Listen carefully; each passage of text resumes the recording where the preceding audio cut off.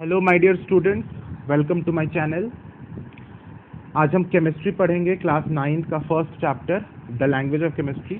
इस चैप्टर का पहला लेक्चर हो गया है, उसको पहले देख लेना तुम लोग, फिर इस सेकेंड लेक्चर पे मूव करना। सेकेंड लेक्चर को स्टार्ट करते हैं। स्टार्ट करने से पहले एक रिक्वेस्ट है कि चैनल को सब्सक्राइब कर देना, बेल आइकन दबा देना और साथ ही साथ अपने दोस्तों के साथ शेयर कर देना जिनका इसका ज़रूरत है, ठीक है। Moving to the topic of today, first topic is electronic configuration.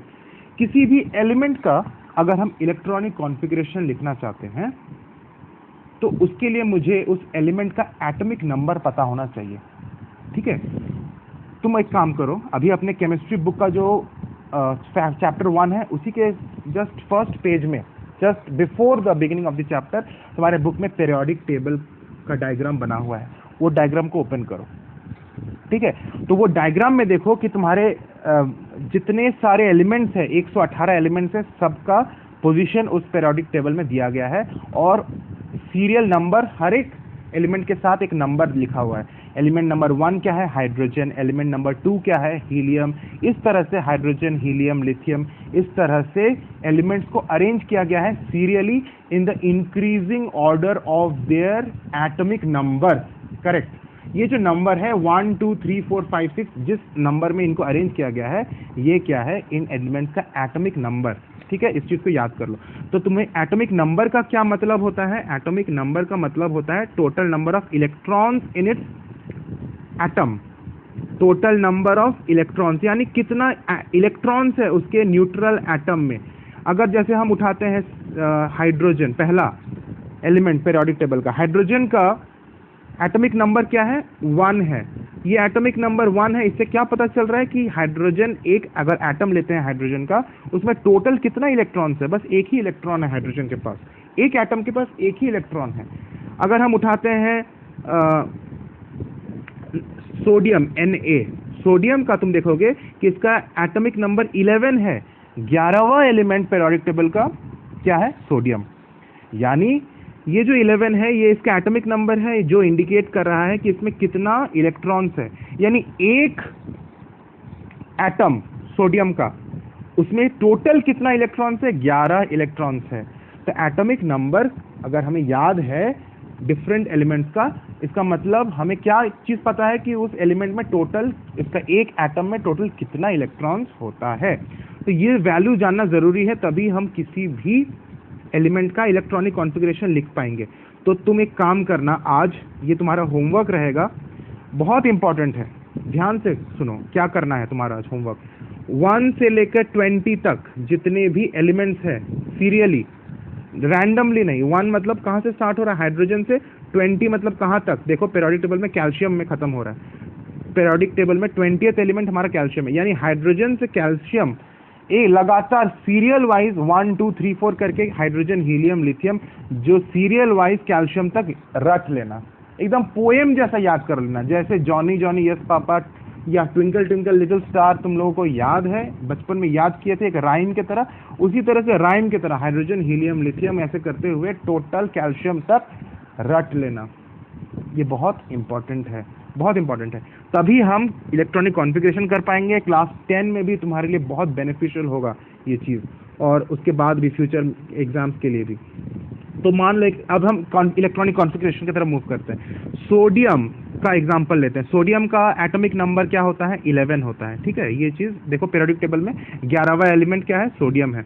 तो सोडियम का जब हम इलेक्ट्रॉनिक कॉन्फ़िगरेशन लिखेंगे तो एक फॉर्मूला, किसी भी इलेक्ट्रॉनिक कॉन्फ़िगरेशन लिखने के लिए फॉर्मूला यूज़ करते हैं हम 2n²। ध्यान से समझो, फॉर्मूला क्या है? 2n², जिसमें n क्या है? n is the value of the number of shell. अगर हम पहला शेल में कितना इलेक्ट्रॉन्स है उसका वैल्यू निकालना चाहते हैं तो n का वैल्यू हम 1 पुट करेंगे। अगर हम दूसरा शेल, सेकेंड शेल में कितना इलेक्ट्रॉन्स है ये निकालना है तो हम n का वैल्यू 2 पुट करेंगे। तो अगर हम पहला शेल में कितना इलेक्ट्रॉन्स है निकालना चाहते हैं तो n का क्या वैल्यू होगा? 1, यानी 2 × 1²। 2 × 1² कितना होता है? 2 होता है, तो 2 निकल गया। अब हम सेकेंड शेल मतलब अभी हम n का वैल्यू हम क्या पुट करेंगे? 2, तो 2 × 2²। 2 × 2² कितना होता है? 8, यानी सेकेंड जो शेल है उसमें 8 इलेक्ट्रॉन ऑक्यूपाइड हो गया। तो हमारा टोटल इलेक्ट्रॉन्स कितना ऑक्यूपाइड हो गया, 10 इलेक्ट्रॉन्स। अब बचा कितना हुआ है, एक और इलेक्ट्रॉन बचा हुआ है, क्योंकि टोटल 11 इलेक्ट्रॉन्स था ना, उसमें 10 इलेक्ट्रॉन्स को तो हमने बैठा दिया। अभी बचा कितना हुआ है, तीसरा इलेक्ट्रॉन, एक इलेक्ट्रॉन बचा हुआ है, और जो तीसरा शेल होगा 2 × 3 स्क्वायर करेंगे तो उसमें कितना वैल्यू आएगा, 18, यानी 18 इलेक्ट्रॉन्स तीसरा शेल में ऑक्यूपाई हो सकता है। लेकिन उतना इलेक्ट्रॉन्स तो मुझे है ही नहीं, मेरे पास बचा कितना हुआ है, बस एक इलेक्ट्रॉन, तो वो 1 यहाँ पे ऑक्यूपाइड हो जाएगा। यानी हमारा सोडियम का इलेक्ट्रॉनिक कॉन्फ़िगरेशन कैसे पता चल गया, 2n² का फॉर्मूला से हमने क्या निकाला, 281। पहला शेल में 2 इलेक्ट्रॉन्स है, दूसरा शेल में 8 इलेक्ट्रॉन्स है, तीसरा शेल में 1 इलेक्ट्रॉन है।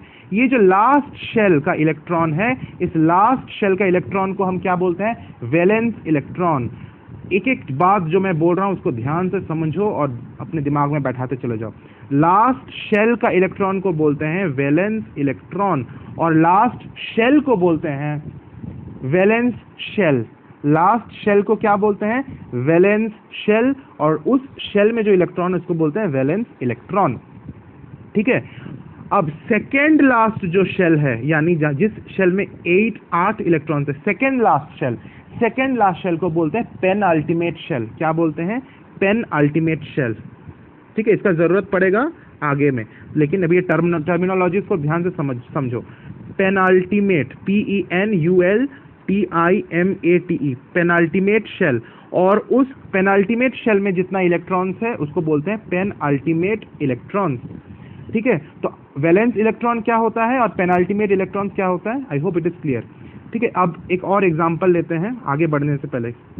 ठीक है, सोडियम का हो गया, अब मान लो कि हम किसका एग्जांपल लें, क्लोरीन का उठाते हैं। ठीक है,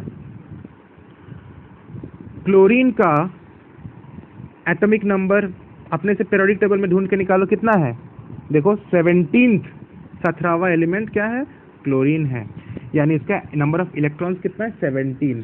तो उसका इलेक्ट्रॉनिक कॉन्फ़िगरेशन क्या होगा, वही 2n² फॉर्मूला यूज करेंगे। n का वैल्यू 1 रखेंगे तो पहला हमारा 2 आ जाएगा, फिर n का वैल्यू 2 रखेंगे तो 8 आ जाएगा। तो अभी तीसरा कितना हमारे इलेक्ट्रॉन्स बाकी है, 17 इलेक्ट्रॉन्स टोटल है, उसमें से हमने 2 और 8 यानी 10 इलेक्ट्रॉन्स बैठा दिया। हमारे पास अभी 7 इलेक्ट्रॉन्स अभी हमें बैठाना है। तो तीसरा में तो 18 इलेक्ट्रॉन्स जा सकता है, 2 × 3 स्क्वायर करके हमने देखा, तो 18 तो उतना इलेक्ट्रॉन्स भी नहीं है, बचा कितना हुआ है, 7 इलेक्ट्रॉन्स है। तो हमारा ये 287, ये हो गया हमारा क्लोरीन का इलेक्ट्रॉनिक कॉन्फ़िगरेशन, जो है पहला शेल में 2 इलेक्ट्रॉन्स है, दूसरा शेल में 8 इलेक्ट्रॉन्स है, और तीसरा शेल में 7 इलेक्ट्रॉन्स है। तो इस तरह से हम इलेक्ट्रॉनिक कॉन्फ़िगरेशन को निकाल सकते हैं। अब तुम बताओ, जो लास्ट शेल है, लास्ट शेल में कितना इलेक्ट्रॉन्स है, 7 इलेक्ट्रॉन्स है। ठीक है, तो ये जो 7 इलेक्ट्रॉन्स है, ये 7 इलेक्ट्रॉन्स को हम क्या बोलेंगे, वैलेंस इलेक्ट्रॉन्स। क्या बोलेंगे, valence electrons. I hope it is clear. और वो जो शेल है जिसमें वैलेंस इलेक्ट्रॉन्स, उस शेल को क्या बोलेंगे, valence shell.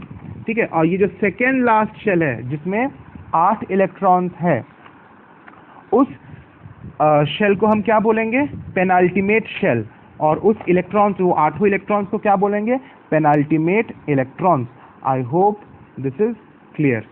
Okay, now electronic configuration का कॉन्सेप्ट समझ में आ गया, तभी हम आगे बढ़ सकते हैं। Okay, moving to the next topic, valency. देखो, वैलेंसी का डेफिनेशन क्या होता है, the number of electrons that an atom can lose, gain और शेयर। कितना इलेक्ट्रॉन्स या तो वो लूज करेगा, या तो वो गेन करेगा, या तो वो शेयर करेगा during a chemical reaction, is called its valency. देखो, एक चीज मैं बता दूं कि ये जो शेयरिंग वाला कॉन्सेप्ट है, पार्ट है ना, ये अभी तुमको क्लियरली नहीं समझ में आएगा। चैप्टर नंबर 4 जब पढ़ेंगे हम लोग, atomic structure and chemical bonding, ये चैप्टर बहुत इंपॉर्टेंट चैप्टर है। इस चैप्टर में जब हम केमिकल बॉन्ड पढ़ेंगे तब तुमको समझ में आएगा कि शेयरिंग का क्या मतलब होता है, इलेक्ट्रॉन शेयर करने का क्या मतलब होता है। रादर इलेक्ट्रॉन लूजिंग और इलेक्ट्रॉन गेनिंग भी पूरी अच्छी तरह से उसी चैप्टर में क्लियर होगा, लेकिन फिर भी एक ओवरव्यू मिल सकता है, अभी भी मैं दे सकता हूँ, थोड़ा सा समझ में जरूर आएगा, तो समझने का कोशिश करो।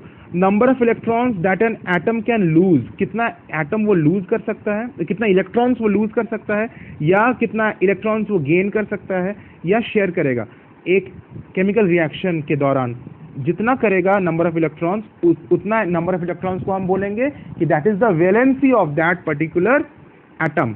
अब एग्जाम्पल से जब तक नहीं समझाएंगे नहीं समझ में आएगा। फॉर एग्जाम्पल, एग्जाम्पल में जाने के पहले एक चीज दिमाग में आप बैठा लो, ध्यान से सुनो क्या मैं बोल रहा हूं। किसी भी एटम को स्टेबल बनने के लिए, क्या बनने के लिए, स्टेबल, और हर एक एटम स्टेबल बनना चाहता है, और उसको स्टेबल बनने के लिए उसका वैलेंस शेल यानी आउटर मोस्ट शेल, जो वैलेंस शेल मतलब आउटर मोस्ट शेल में 8 इलेक्ट्रॉन्स होना चाहिए। कितना इलेक्ट्रॉन्स होना चाहिए? 8 इलेक्ट्रॉन्स होना चाहिए। लेकिन अगर वो पहला शेल है, the only shell, first shell is only the last shell, अगर ऐसा केस है कि एक ऐसा एटम है जिसमें बस एक ही शेल है और वही उसका पहला और आखिरी शेल है, उस केस में उसको स्टेबल बनने के लिए 2 इलेक्ट्रॉन्स बस चाहिए, यानी पहला शेल में 2 इलेक्ट्रॉन्स बस चाहिए। अदरवाइज उसका लास्ट, अगर वो एक ही शेल वाला एटम नहीं है, उसमें एक से ज्यादा शेल्स है, तो ऐसे केस में उसका लास्ट शेल में 8 इलेक्ट्रॉन रहेगा, तभी वो स्टेबल बनेगा। और हर एक एटम स्टेबल बनना चाहता है। क्या मैं बोला? अपने से अब इस वीडियो को पॉज करके इसको रिपीट करो, मैं अभी जो चीज को बोला ये बहुत इंपॉर्टेंट है, ठीक है? तो 8 इलेक्ट्रॉन हर एक एटम चाहता है कि उसके पास आ जाए, उसके लास्ट शेल में आ जाए। ये चीज क्लियर हो गया। तो अभी हम सोडियम का एग्जाम्पल लेते हैं, ठीक है?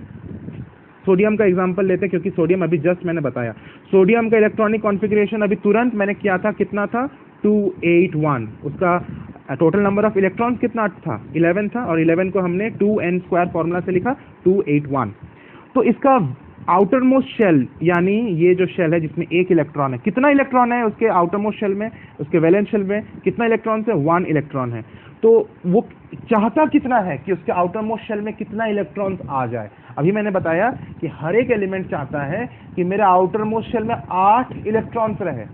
तो इसको 8 इलेक्ट्रॉन्स बनाने के लिए उसको क्या करना होगा? या तो उसको और 7 इलेक्ट्रॉन्स कहीं से गेन करना होगा, उसे बोलना होगा कि भैया मुझे 7 इलेक्ट्रॉन्स कोई दे दो, तब मेरा आउटर मोस्ट शेल में 8 इलेक्ट्रॉन्स हो जाएगा, जो मुझे तब मुझे स्टेबिलिटी मिल जाएगा। एक और चीज वो कर सकता है, 7 इलेक्ट्रॉन्स जुगाड़ करना कहीं कहीं से, ये बहुत मुश्किल वाला चीज है। दूसरा चीज वो क्या कर सकता है? वो बोल सकता है कि कोई मेरा ये एक इलेक्ट्रॉन जो है इसको ले लो भैया, ये मुझे नहीं चाहिए, ये ले लो तुम। और लेने के बाद मेरा जो आउटर मोस्ट शेल है वो अब यहाँ पे तो एक इलेक्ट्रॉन मैं अगर दे दूंगा तो ये तो मेरा आउटर मोस्ट शेल अब रहा नहीं, क्योंकि अब मेरा आउटर मोस्ट शेल कौन सा बन जाएगा? ये वाला एलिमेंट, ये वाला शेल जहाँ पे 8 इलेक्ट्रॉन्स है। ये जहाँ पे 8 इलेक्ट्रॉन्स है वो मेरा आउटर मोस्ट शेल बन जाएगा। अब सोडियम बोलेगा मेरा आउटर मोस्ट शेल में 8 इलेक्ट्रॉन्स आ गया, तो वो क्या करेगा कि या तो वो एक जो उसका इलेक्ट्रॉन आउटर मोस्ट शेल में था वो किसी को डोनेट कर देगा, या तो वो 7 इलेक्ट्रॉन्स लेने का कोशिश करेगा। 7 इलेक्ट्रॉन्स लेना फिजिबल नहीं है, पॉसिबल नहीं है, कोई उसको 7 इलेक्ट्रॉन्स नहीं देने वाला है, ये पॉसिबल नहीं है, फिजिबल नहीं है, ऐसा रिएक्शन फिजिबल नहीं है। तो वो क्या करेगा? वो इजियर ऑप्शन में जाएगा, वो एक ऐसा एटम ढूंढेगा जिसको 1 इलेक्ट्रॉन चाहिए, 1 इलेक्ट्रॉन चाहिए, और वो 1 इलेक्ट्रॉन वो उसको डोनेट कर देगा। यानी this sodium will lose 1 electron from its outermost orbit, and then this one which जहाँ पे 8 इलेक्ट्रॉन था that will become the outermost orbit, and that now it will have 8 electrons in its outermost orbit, वो stable बन जाएगा। तो ऐसे case में हम बोलेंगे कि सोडियम का वैलेंसी कितना है? सोडियम का वैलेंसी 1 है। क्यों? क्योंकि उसने कितना इलेक्ट्रॉन लूज किया? 1 इलेक्ट्रॉन को उसने लूज किया। तो वैलेंसी का डेफिनेशन क्या है? The number of electrons that this atom will lose और गेन। तो नाउ कितना नंबर ऑफ इलेक्ट्रॉन्स उसने लूज किया? 1। अगर वो लूज करता है तब हम उसे पॉजिटिव वैलेंसी बोलते हैं। ये चीज अब एक नया चीज समझो। वैलेंसी कितना हो गया? ये तो समझ में आ गया कि सोडियम का वैलेंसी 1 है, लेकिन +1 है या -1 है? पॉजिटिव वैलेंसी है, नेगेटिव वैलेंसी है? अगर इलेक्ट्रॉन डोनेट हो रहा है, यानी किसी को दिया जा रहा है, यानी वो लूज कर रहा है अपना इलेक्ट्रॉन, तब हम बोलेंगे वो पॉजिटिव वैलेंसी है, यानी सोडियम का वैलेंसी पॉजिटिव है। ठीक है, ये क्लियर हो गया। इसी तरह से एक और एग्जांपल लेते हैं, कुछ और एग्जांपल से समझते हैं तभी क्लियर होगा, नहीं तो थोड़ा दिक्कत है। अब समझो, अब अगर हम एक और एग्जांपल लेते हैं then that will be very very clear to you. उठाते हैं मैग्नीशियम का केस। एक मिनट, स्क्रीन को क्लियर करने दो। Yes, magnesium, it is the symbol is Mg। इसका जो एटॉमिक नंबर है 12, पेरियोडिक टेबल में साथ साथ देखो कि 12 पोजीशन में मैग्नीशियम है कि नहीं है ना? ओके, मैग्नीशियम का पोजीशन क्या है? 12, यानी उसका एटॉमिक नंबर 12 है। इसका इलेक्ट्रॉनिक कॉन्फ़िगरेशन क्या होगा? 282, नो डाउट, ये तुम अपने सब कर सकते हो, 282। तो इसका आउटर मोस्ट शेल में क्या कितना इलेक्ट्रॉन्स है? 2 इलेक्ट्रॉन्स। उसको चाहिए कितना? 8। तो उसको या तो किसी से 6 इलेक्ट्रॉन्स चाहिए तब उसका 8 हो जाएगा, या तो वो 2 इलेक्ट्रॉन्स किसी को दे देगा, अपने से माइनस कर देगा, तब उसका आउटर मोस्ट शेल ये वाला इलेक्ट्रॉन हो जाएगा जिसमें 8 इलेक्ट्रॉन्स है, ये वाला शेल हो जाएगा। तो ये तब वो क्या बोलेगा? मेरा आउटर मोस्ट शेल में 8 इलेक्ट्रॉन्स है। तो बेटर ऑप्शन क्या है, मोर फिजिबल क्या है कि वो 2 इलेक्ट्रॉन किसी को डोनेट कर दे। 6 इलेक्ट्रॉन्स लेने से ज़्यादा फिजिबल है 2 इलेक्ट्रॉन्स डोनेट कर दे। तो इस केस में भी वो 2 इलेक्ट्रॉन्स डोनेट करके क्या करेगा? अपना स्टेबिलिटी को अचीव करेगा, यानी अपना ऑक्टेट को अचीव करेगा। यस, एक नया वर्ड मैंने बोला, क्या बोला? ऑक्टेट। ये ऑक्टेट का मतलब है कि उसके आउटर मोस्ट शेल में 8 इलेक्ट्रॉन्स, इस स्थिति को हम बोलते हैं ऑक्टेट। तो अपना ऑक्टेट को कैसे वो अचीव करेगा? बाय डोनेटिंग और by losing 2 electrons in its outer most orbit. तो वो 2 इलेक्ट्रॉन्स को लूज कर रहा है, तो मैग्नीशियम का वैलेंसी क्या हो जाएगा? 2। और सिंबल क्या होगा? प्लस की माइनस? प्लस, क्योंकि वो लूज कर रहा है, लूज कर रहा है। I hope it is clear to you. एक एग्जांपल लेते हैं अब नेक्स्ट, क्लोरीन का। धीरे धीरे पिक्चर अगर तुम्हारा क्लियर हो रहा है, तुमका कॉन्फिडेंस बढ़ रहा है, मजा आ रहा है, तो डेफिनेटली तुमको आगे समझ में आएगा। ये है क्लोरीन। क्लोरीन का एटॉमिक नंबर 17 होता है। उसका इलेक्ट्रॉनिक कॉन्फ़िगरेशन कैसे लिखेंगे? 287। अभी तो मैंने बताया था थोड़ी देर पहले, ये हो गया। अब इसका आउटर मोस्ट इलेक्ट्रॉन्स कितना है? 7। चाहिए कितना? 8। 2 पॉसिबिलिटी है, किसी से 1 इलेक्ट्रॉन ले लो या 7 इलेक्ट्रॉन्स किसी को डोनेट कर दो, तो आउटर मोस्ट शेल ये वाला बन जाएगा, तो 8 हो जाएगा। अब तुम बताओ, 7 इलेक्ट्रॉन्स किसी को डोनेट कर देना फिजिबल है या 1 इलेक्ट्रॉन लेना फिजिबल है? Yes, you are right, 1 electron लेना फिजिबल है, 7 इलेक्ट्रॉन किसी को दे देना फिजिबल नहीं है। तो ये कौन सा ऑप्शन में जाएगा? ये डोनेट नहीं करेगा, अनलाइक द प्रीवियस वन। ये डोनेट नहीं करेगा, ये एक्सेप्ट करेगा, यानी ये गेन करेगा। कितना इलेक्ट्रॉन गेन करेगा? 1 इलेक्ट्रॉन गेन करेगा। तो तब 1 इलेक्ट्रॉन गेन करने से इसका आउटर मोस्ट शेल में कितना हो जाएगा? 8 इलेक्ट्रॉन्स बन जाएगा, और ये स्टेबिलिटी को अचीव कर पाएगा। यानी इसका जो वैलेंसी है वो 1 होगा, लेकिन प्लस नहीं होगा, नेगेटिव होगा। क्यों? क्योंकि ये इलेक्ट्रॉन गेन कर रहा है। इलेक्ट्रॉन गेन करने से वैलेंसी नेगेटिव होता है, इलेक्ट्रॉन लूज करने से वैलेंसी पॉजिटिव होता है। I hope it is getting clear to you. तो वैलेंसी का डेफिनेशन क्लियर हो गया। The number of electrons that an atom can lose और गेन और share during a chemical reaction is called valency. अगर हम हाइड्रोजन का केस लेते हैं, तो हाइड्रोजन में क्या है? उसका वैलेंसी 1 होता है। ठीक है, क्यों? क्योंकि उसका एटॉमिक नंबर 1 है, और उसका अगर हम इलेक्ट्रॉनिक कॉन्फ़िगरेशन करेंगे तो उसका सिर्फ 1 ही लिखाएगा, और उसका शेल भी 1 है। तो मैं बताया था ना कि अगर एक सिंगल शेल है एक एटम में, तो उसको ऑक्टेट नहीं करना है, कंप्लीट होता है। उसको क्या कंप्लीट करना होता है? 2 number of electrons, 2 electrons complete करना होता है, जिसे डुप्लेट बोलते हैं। तो इसको 1 इलेक्ट्रॉन चाहिए, तो वो क्या करेगा? 1 इलेक्ट्रॉन कहीं से वो लेगा, तो 1 इलेक्ट्रॉन लेने से उसका ऑक्टेट कंप्लीट हो जाएगा। इसीलिए चूंकि वो 1 इलेक्ट्रॉन लेगा, तो उसका वो जो स्टेट है, वो उसका वैलेंसी क्या हो जाएगा? 1 हो जाएगा। I hope it is clear to you. ठीक है, लेकिन हाइड्रोजन का बिहेवियर कुछ अलग अलग होता है डिफरेंट टाइप्स ऑफ बॉन्डिंग में। उतना डिटेल में अभी हम नहीं जाएंगे, वो लेटर ऑन हम कवर करेंगे जब हम चैप्टर नंबर 4 को पढ़ेंगे। ठीक है, नाउ अब नेक्स्ट टॉपिक क्या है? आयंस। और 2 तरह के आयंस, कैटायंस और एनायंस। इसको समझो। जब हम एटम की बात करते हैं, तो एटम का चार्ज क्या होता है? न्यूट्रली चार्ज, क्योंकि उसका टोटल नंबर ऑफ प्रोटॉन्स और total number of electrons equal होता है, इसलिए वो इलेक्ट्रिकली न्यूट्रल होता है इलेक्ट्रॉन। लेकिन अगर वो एटम जो इलेक्ट्रिकली न्यूट्रल था, या तो वो इलेक्ट्रॉन लूज किया, इलेक्ट्रॉन गेन, या फिर इलेक्ट्रॉन गेन किया, तब तो वो इलेक्ट्रिकली न्यूट्रल अब नहीं रहेगा, उसमें एक चार्ज डेवलप हो जाएगा। For example sodium. सोडियम में कितना इलेक्ट्रॉन्स है? 11 इलेक्ट्रॉन्स होता है। तो ये तो न्यूट्रल स्टेट होता है ना, 11 इलेक्ट्रॉन्स है, वो न्यूट्रल है, क्योंकि इसमें 11 प्रोटॉन्स भी होते हैं। तो 11 इलेक्ट्रॉन्स जिसमें नेगेटिव चार्ज, और 11 प्रोटॉन्स जिसमें पॉजिटिव चार्ज, दोनों एक दूसरे को नलीफाई कर देता है, कैंसिल कर देता है। तो एवरेज जो इसका नेट चार्ज होता है वो 0 होता है। तो sodium atom is neutrally charged, is neutral. Now to achieve its stable state, मान लो वो किसी दूसरे एटम के साथ बॉन्डिंग किया या डोनेट किया इलेक्ट्रॉन अपना, तो जैसे उसका इलेक्ट्रॉनिक कॉन्फ़िगरेशन क्या था 281, ठीक है। तो वो स्टेबल बनने के लिए अपना आउटर मोस्ट इलेक्ट्रॉन को डोनेट कर देगा किसी को, ये लूज कर देगा। तो लूज करने के बाद उसका इलेक्ट्रॉनिक कॉन्फ़िगरेशन अब क्या बन जाएगा 28, यानी अब 10 इलेक्ट्रॉन है, लेकिन 10 इलेक्ट्रॉन उसके पास अब उसने तो एक इलेक्ट्रॉन लूज कर दिया, लेकिन प्रोटॉन्स उसके पास अभी भी कितना है 11 प्रोटॉन्स है, जो शुरू में था, क्योंकि प्रोटॉन्स तो वो डोनेट किया नहीं। तो 11 प्रोटॉन्स हो गया, लेकिन इलेक्ट्रॉन्स कितना हो गया 10 इलेक्ट्रॉन, यानी पॉजिटिव चार्ज ज्यादा हो गया। प्रोटॉन्स पॉजिटिव चार्ज होता है ना, तो कितना ज्यादा हो गया पॉजिटिव चार्ज, एक प्रोटॉन का पॉजिटिव चार्ज उसमें ज्यादा हो गया।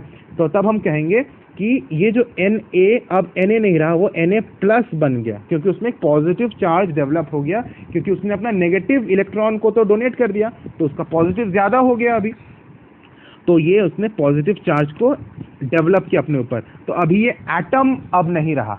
ऐसा स्टेट को हम क्या बोलेंगे, आयन बोलेंगे। क्या बोलेंगे, आयन। जब कोई एटम इलेक्ट्रॉन गेन करके या लूज करके चार्ज डेवलप करता है अपने ऊपर, या तो पॉजिटिव चार्ज या तो नेगेटिव चार्ज, तब हम उसे बोलते हैं आयन। अगर उसने पॉजिटिव चार्ज को डेवलप किया है, तब हम उस आयन को कैटायन बोलते हैं। क्या बोलते हैं, cation. Positively charged ions are known as cations and negatively charged ions are known as anions. Anions का एग्जांपल देख लेते हैं। जैसे क्लोरीन जब आयन फॉर्म करता है तब वो एनायन फॉर्म करता है। फॉर एग्जांपल क्लोरीन जब न्यूट्रल स्टेट में है तब उसमें कितना इलेक्ट्रॉन्स रहता है, 17 इलेक्ट्रॉन्स रहता है, और प्रोटॉन्स भी कितना रहता है, 17 प्रोटॉन्स रहता है। तो number of protons and number of electrons same है, इसीलिए वो न्यूट्रल स्टेट में है। तब उसका इलेक्ट्रॉनिक कॉन्फ़िगरेशन क्या होता है 287, यानी अपना ऑक्टेट कंप्लीट करने के लिए उसको क्या चाहिए, एक इलेक्ट्रॉन चाहिए, तभी ये octet state complete stable state में आएगा, ऑक्टेट स्टेट अपना कंप्लीट करेगा। तो इस केस में वो क्या कर रहा है, एक इलेक्ट्रॉन को बढ़ा दिया, मतलब वो 288 स्टेट में आ गया। तो ये जो उसका एक इलेक्ट्रॉन उसने एक्सेप्ट किया, तो उसका नंबर ऑफ इलेक्ट्रॉन्स कितना हो गया, अभी 18 इलेक्ट्रॉन्स हो गया, लेकिन नंबर ऑफ प्रोटॉन्स कितना है, 17 है। पहले भी 17 प्रोटॉन्स था, अभी भी 17 प्रोटॉन्स है। तो प्रोटॉन्स पॉजिटिव चार्ज का नंबर घट गया, लेकिन नेगेटिव चार्ज का नंबर बढ़ गया, यानी क्लोरीन ने एक नेगेटिव चार्ज को गेन किया, तो उसको हम Cl- से डिनोट करेंगे। तो ये जो अब एटम नहीं रहा, अब ये क्या बन गया, आयन बन गया। कैसा आयन, नेगेटिवली चार्ज्ड आयन। इस नेगेटिवली चार्ज्ड आयन को हम क्या बोलेंगे, एनायन। ठीक है, एक और एग्जांपल लेते हैं, आई थिंक वो क्लियर हो जाएगा। मैग्नीशियम का केस लेते हैं। मैग्नीशियम का एटॉमिक नंबर होता है 12, उसका इलेक्ट्रॉनिक कॉन्फ़िगरेशन होता है 282। यहाँ तक कोई डाउट नहीं है। अपना ऑक्टेट कंप्लीट करने के लिए वो क्या करेगा, 2 इलेक्ट्रॉन को डोनेट कर देगा किसी और के पास, तो उसका पास टोटल नंबर ऑफ इलेक्ट्रॉन्स कितना हो जाएगा 10।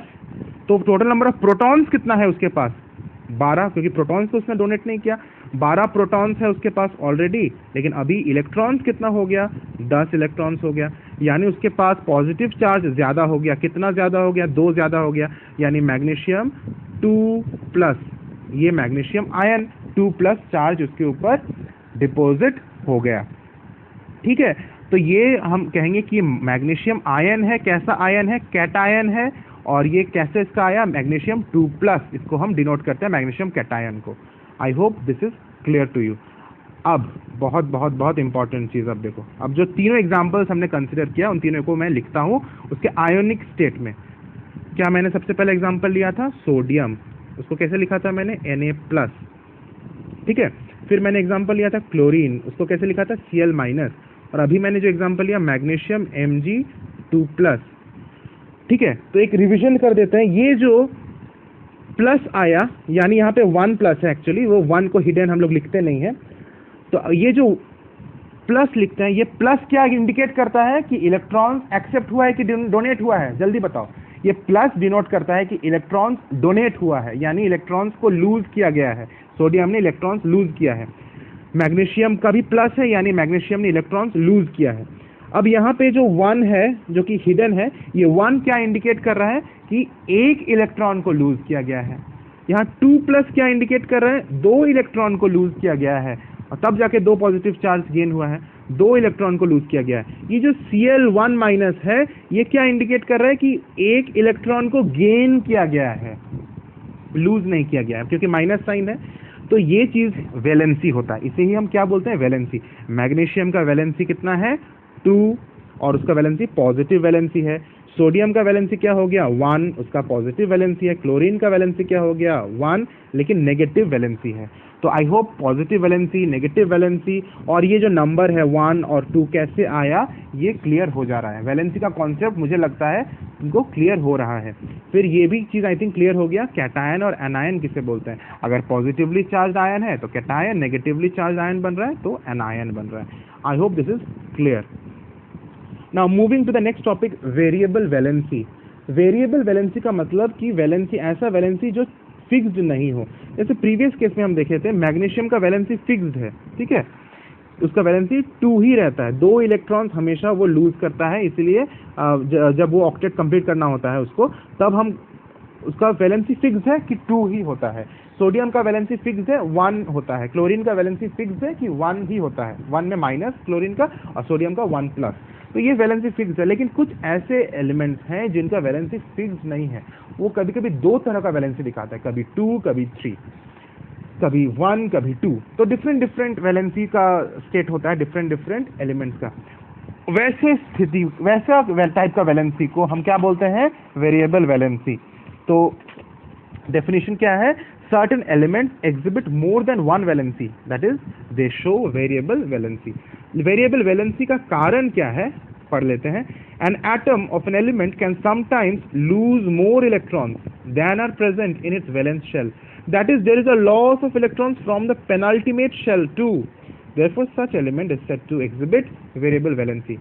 अभी तक हमने क्या डिस्कस किया कि कोई भी अगर मान लो कि एटम है, वो अपना इस आउटर मोस्ट, मान लो ये न्यूक्लियस है और इसका ये एक शेल है, फर्स्ट शेल, ये दूसरा शेल है, ठीक है। तो अगर वो अपना इलेक्ट्रॉन लूज कर रहा है, वो कौन सा शेल से लूज कर रहा है, अपना आउटर मोस्ट शेल से लूज कर रहा है, या गेन भी कर रहा है तो अपना आउटर मोस्ट शेल में गेन कर रहा है। उसका जो सेकेंड लास्ट शेल है वहां से कोई इलेक्ट्रॉन लूज नहीं हो रहा।